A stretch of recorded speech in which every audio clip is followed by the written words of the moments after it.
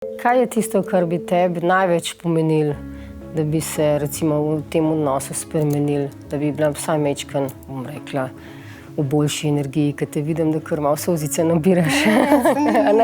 Ni problema. Bi rekla predvsem, da bi dobila občutek, da se do mene obnaša kot do človeka, kot do sočloveka.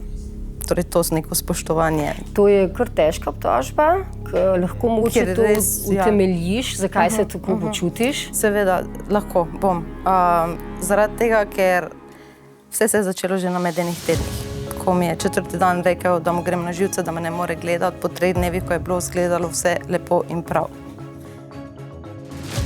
Tako da, in pol sva se tudi dogovorila, sem mu rekla, te besede mi niso okej, prosim, če naslednjič pač ne uporabljaš, se je strinjal, zdaj, ko se je zgodil spet konflikt, spet iste besede pač preslišal, pustil tisto, ali pa namerno mogoče prizadel spet, ker sem mu rekla, to me je bolelo že takrat, Tole, potem to, naprimer, da sem dala petko, pa ne bom, pač ne, nočem tega, pač take stvari dobesedno, Potem to ravno, nekomunikacija, da se pogovarjava samo nujne stvari. Mislim, sva si različna človeka, normalno, samo pač to, ko mi je to rekel, samo nujne stvari, sem dobila občutek, pač kaj sem ti naredila, pač zakaj, In vse to me dejansko dobesedno tlačilo dol. In tora govorim, da se ne počutim, oziroma se nisem počutila kot človek poleg njega. Želela bi se počutiti bolj spoštovano, če te slišim. Ja, lahko mogoče tako rečemo malo, ja. Jaz sem stvari videl čisto drugače. Kako pa? Že od prvega dne jo spoštujem.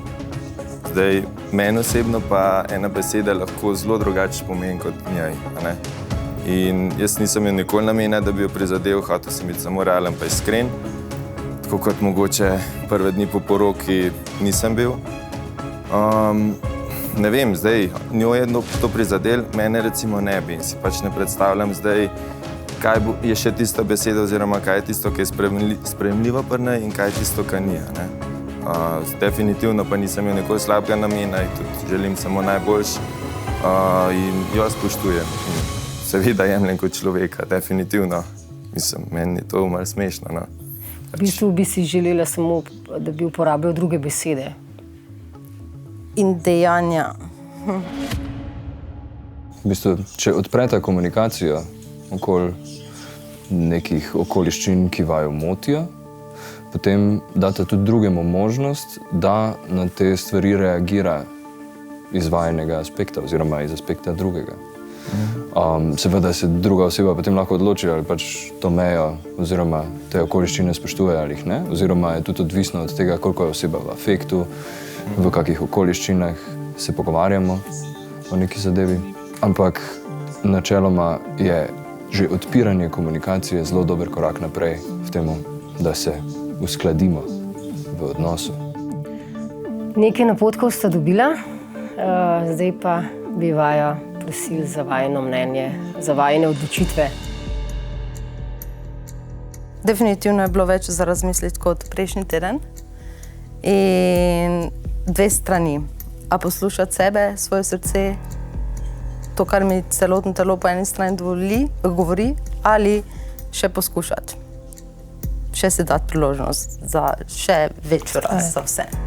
Danes zjutraj je bil en odločilen trenutek, ki je bil tisto, zakaj sem se to odločila, kar sem se. In sicer prebrala sem en citat, ki je rekel, to, da zapustiš, včasih ne pomeni, da si šibek, ampak da skrbiš sam zase. Zato sem danes napisala, da odhajam.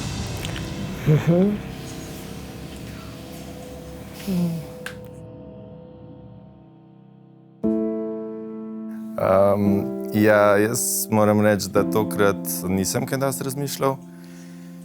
Imel sem podoben pogled sicer kot prejšnjič, ampak sem bil odločen, da tudi njej še pustim majhen več prostora. Namenim nama skupaj še majhen več časa, ker stvari se premikajo počasi in ne gre to z enega dneva v drugega. In sem opazil predvsem v zadnjih 2 dneh zelo veliko pozitivnih stvari, glede na to, da jih prej ni bilo veliko. Tako da jaz sem se pač odločil tako. Ostaja. Bravo.